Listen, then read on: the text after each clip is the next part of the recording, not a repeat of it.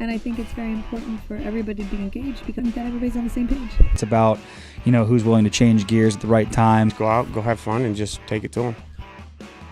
For Wheeling University Athletics, I'm Zach Ziegler. It's a snowed-in edition of the Chris Richardson Show, currently joined by Wheeling University head men's basketball coach Chris Richardson. And Chris, a tough fight for you guys Saturday against West Liberty. Talk about your battle with the Hilltoppers and what you saw. Yeah, I thought we hit on a couple of our keys, which were take care of the ball. We had 8 turnovers. Their press was really ineffective. But the second piece of that for us is after we break the press, we got to be able to run offense, and that's kind of where we uh, just kind of lost our way a little bit. Typically, we're really good in the half court, game in and game out. And Saturday we were not, and they had a lot to do with that. And we'll take it. We'll learn from it. Proud of the way we took care of the ball. Thought we probably in the second half didn't put ourselves in the position defensively to finish the game, but some of that had to do with our offense. So I'll take it. We'll learn from it. It's a hard place to win. We played really well there for about 33-ish minutes around in there, and you got to play a full 40 to beat good teams especially. So learn from it, and we'll see them again, and onward and upward for the Cards. And a big shot for you guys there at the end of the half, 44 seconds to go. Aiden Gall drops the three to give you the halftime lead. What energy did that give you guys? And kind of talk about how that play drew up. Yeah, we work a lot on that situation, late half, where, we know kind of depending on where the clock's at, whether we want to try to get 2 possessions or just stick with one. And we're not unique with that. It's something a lot of programs do and study. And so, at some point you want the best shot you can get. We were able to get that. He made it. What I was really pleased with was even though we didn't have time for a traditional 2-for-1 where, you got about, I don't know, 50-ish seconds left in the game or left in the half, and you can try to stack 2 possessions around their one. Is we got to stop. We got to stop, and we were actually able to get another shot up, even though it wasn't a clean possession necessarily. I thought his half court shot was going in, which is funny because we play a shooting game in practice where the winning team has to make a half court shot to win it. And so, but yeah, that was good. And then we were able to carry the momentum out of the locker room. We just weren't able to carry it forward those last 10 minutes of the game, and we'll learn from that. But to be able to make some plays like that in that type of environment, a game where, you got 2 really good teams playing each other in a loud building, those types of moments get you ready for down the road and in other big games, and including games in March. And so we'll learn from it. And now we're all focused on to Charleston. And T. Harris put together one of his best games of the year, second double-double, 12 points, 12 rebounds. Talk about what was working for him on both sides of the floor.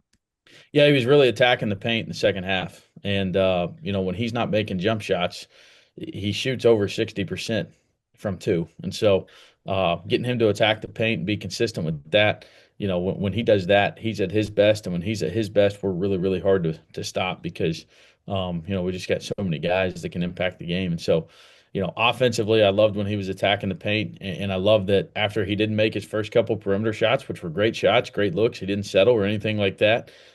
He found another way to impact the game offensively. And then defensively, I mean, he's right now, I think he's Defensive Player of the Year in the Mountain East. He leads the conference in block shots. He impacts the game around the basket. He can guard, perimeter players. He can guard post players. And, he ignited a couple of big possessions with his defense. And when he does that helps us. Just like I said, he helps us offensively. That helps us defensively as a team too. So yeah, he definitely came to play defensively, and he came to play especially in the second half offensively, attacking the basket. And you mentioned that atmosphere you played in, a loud gym, hostile environment, 2 great teams. What does that do for your team's character, being able to kind of stick together in that environment and kind of playing the way they did? Yeah, I don't know that does anything to our character other than reveal it. We've got a very close knit group that spends a lot of time together. That they've probably been out sleigh riding the last couple of days, or snowball fighting, or whatever they're doing out there in the snow. They're doing it, together. And so we've been in some hostile environments all year, and we knew that was going to be another one. And tomorrow night's going to be another one down in Charleston. But we've got a group of guys that really like being around each other. And when you like being around each other, it means that you're there for each other, not just when things are going great, but when they're going bad as well. And so that was definitely on display up there on the hilltop. Currently joined by Wheeling University head men's basketball coach Chris Richardson. And Chris, as we get into the final week of January here, very tight here in the MEC. Talk about this battle. I mean, there's 5 teams that are within 1 game of each other right now. Talk about this battle all season and what it's been like coming down to the final weeks. Yeah, you just got to focus on where your feet are. And, the last 2 days, it's been all about Charleston Prep. Monday with, almost 10 inches of snow on the ground in Wheeling. We weren't able to have a contact practice, so we got a lot of shots up, watched some film, got in the tubs, got in the weight room. And then today we'll have more of a normal practice, normal game prep practice where we're live 5-on-5 going up and down, types of stuff we do most days. And, so it's one day at a time. Tomorrow's a very difficult road game against a very good team that's won 7 games in a row. They're playing better than anybody in the Mountain East right now, playing with a lot of confidence. They shoot the ball really well. They lead the nation in effective field goal percentage in Division II. So we have to really hit on our keys, and we have to do that 5 minutes at a time. Just kind of live in that moment like we've talked about and see where we're at there at the end of the game. It's typically a close game when we play them. Typically, most of our games are close. So being able to stick to our keys, keep our composure, and stay disciplined on both ends for 40 minutes are going to be very important. As you mentioned, a really tight ball game between you guys and the Golden Eagles in the first meeting of the year, coming down to the final possession. What'd you learn from that game, and kind of how are you going to build off that for round 2? Yeah, it's a big game for us from a culture standpoint because it was one of those tough back and forth games where so much was going our way and then so much wasn't. And then, we just stuck together and continued to find a way to pull out the win. And so obviously Aiden made the big shot, but we also got big stops down the stretch of that game. So those types of games can build your character to where we talk about your character being revealed more at this point in the year. It's developed more in times like that earlier in the season. And so we know we're going to have to be tight and together and stick to our keys down there. And, I know we got a group that's capable of doing that. And finally, guys are getting ready to go on to your second matchups with everybody here in the MEC. Talk about going into these second matchups and kind of how you see these teams grow and how that affects your game planning. Yeah, teams change, teams go on runs. Personnel sometimes changes, not as much as it used to. Some teams was not in this league, but other leagues I've been in, they have different rosters the second time you've played them almost. So,